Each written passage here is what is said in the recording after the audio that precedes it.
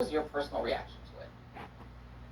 All I could think about was this, Joy. I think about the ethos of the American military, about not leaving anyone behind, about the extraordinary measures that are taken to preserve the dignity of the human soul of a soldier, airman, sailor, marine killed in action.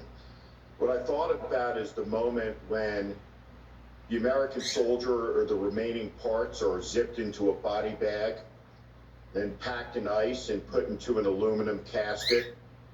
An aluminum casket draped with an American flag, the blue field and the 50 stars draped towards the head of the fallen. The body is never unaccompanied. It's loaded onto a military aircraft to be brought back to the United States, to Dover, Delaware.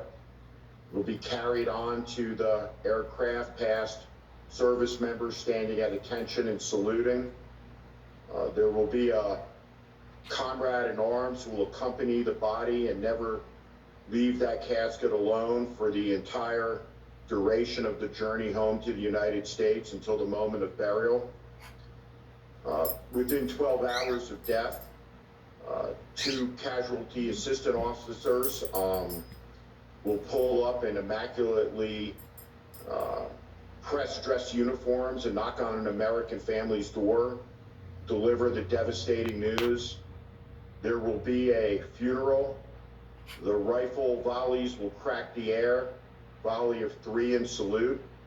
Taps will be played. And then the American flag will be folded, and it will be presented in most instances to a young widow with young kids on behalf of a grateful nation.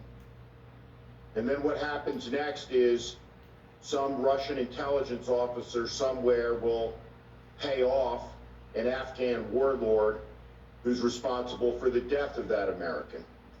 And the President of the United States knew about it, and he did absolutely nothing about it.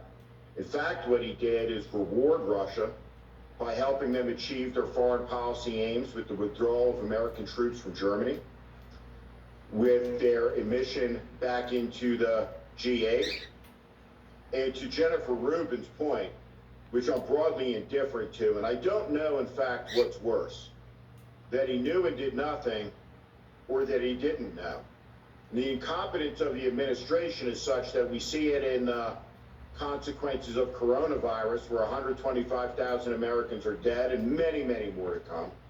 A shattered economy, the corruption, the indecency, the stench of this administration will linger through the ages.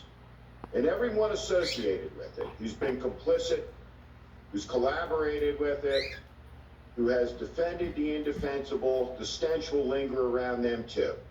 The Tom Cottons, who have betrayed the very soldiers that he once led in combat through his complicit silence, the Lindsey Grahams, a reserve colonel in the United States Air Force, all of them. This is a disgusting moment in American history and in American life.